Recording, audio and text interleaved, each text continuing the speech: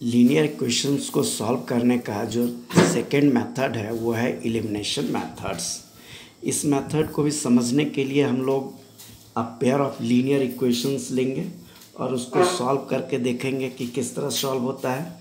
चलिए इक्वेशंस हम लोग लेते हैं। 5x + 3y = 35। ये हो गया इक्वेशन फर्स्ट। और दूसरा इक्वेशन लेते हैं 2x + 4y = 28। ये हो गया आपका इक्वेशन सेकंड। अब हम लोग किसी एक टर्म को एलिमिनेट करते हैं। एलिमिनेट करते हैं मीन्स उसको हम लोग डिसअपियर करते हैं, या तो x को या y को, किसी को भी हम लोग चूज़ कर लेंगे। चलिए यहाँ हम लोग x को एलिमिनेट करने का प्रयास करते हैं। x को, जिस टर्म्स को हम लोग एलिमिनेट करते हैं उस टर्म के कोएफिशिएंट को देखेंगे दोनों इक्वेशंस में। यहाँ x को हम लोग एलिमिनेट करने का डिसीजन लिया है, तो x का कोएफिशिएंट यहाँ 5 है और दूसरे इक्वेशन में x का कोएफिशिएंट 2 है। तो 5 और 2 का एलसीएम हम लोग निकालेंगे, तो 5 और 2 का एलसीएम हो जाएगा 10। यानी अब इसको भी हम लोग 10 बनाएंगे और इसको भी हम लोग 10 बनाएंगे। इसके लिए हम लोग क्या करते हैं कि फर्स्ट इक्वेशंस को अगर हम लोग 2 से इंटू करते हैं तो 5 × 2 हो जाता है, और सेकेंड इक्वेशंस को अगर हम लोग 5 से इंटू करते हैं तो 2 × 5 = 10 हो जाता है। यानी दोनों का कोएफिशिएंट सेम हो जाएगा।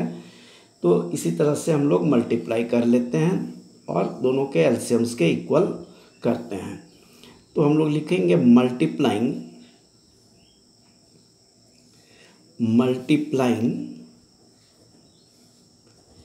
Equation first by 2 and second by 5।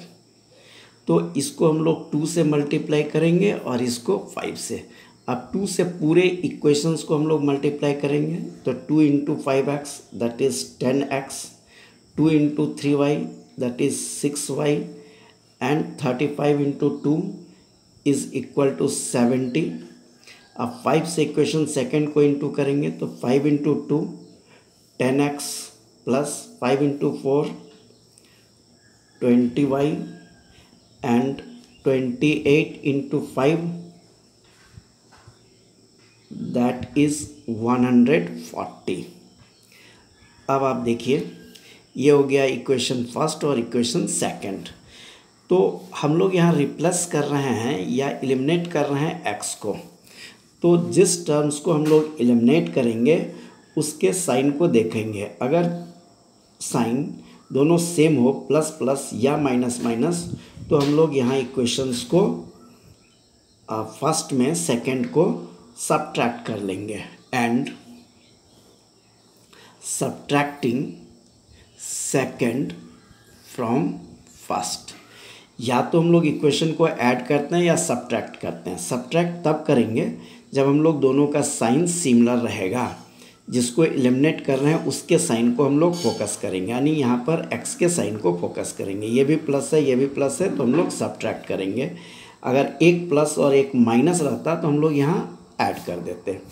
तो सब्ट्रैक्शंस का तरीका है कि हम लोग नीचे वाले टर्म का साइन चेंज कर देते हैं। तो यहाँ प्लस है तो माइनस करेंगे, ये प्लस है तो माइनस करेंगे, और यहाँ पर भी प्लस है तो माइनस करेंगे।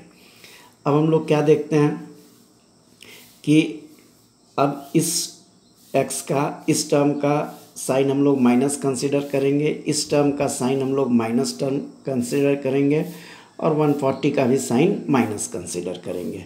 तो 10x - 10x कैंसिल हो गया, 6y - 20y = -14y, और 140 - 140 + 70 दैट इज़ -70। अब दोनों तरफ से माइनस माइनस कैंसिल करेंगे, या हम लोग लिखेंगे y = -70 / -14 दिस = 5। तो ये y का हमारा वैल्यू आ गया। अब y का इस वैल्यू को हम लोग इक्वेशन फर्स्ट में या इक्वेशन सेकंड में रख लेते हैं। तो आगे हम लोग करेंगे कि पुटिंग द वैल्यू ऑफ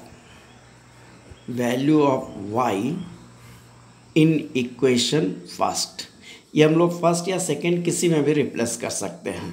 तो फर्स्ट में हम लोग रिप्लेस करते हैं तो हमारा वैल्यू हो गया 5x plus 3y is equal to 35 और 5x plus 3 into 5 is equal to 35 और 5x is equal to 35 minus 15 और 5x इज इक्वल टू ये आ जाएगा 20। इस 5 को हम लोग इधर ले आएंगे, therefore x is equal to 4।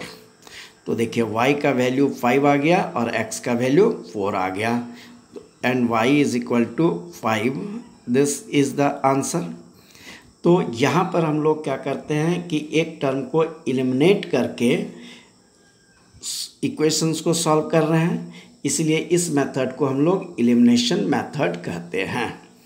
अब थर्ड मेथड जो है क्रॉस मल्टीप्लिकेशन, उसको भी हम लोग समझेंगे। उसके बाद हम लोग इन तीनों मेथड्स में के आधार पे क्वेश्चंस को सॉल्व करेंगे।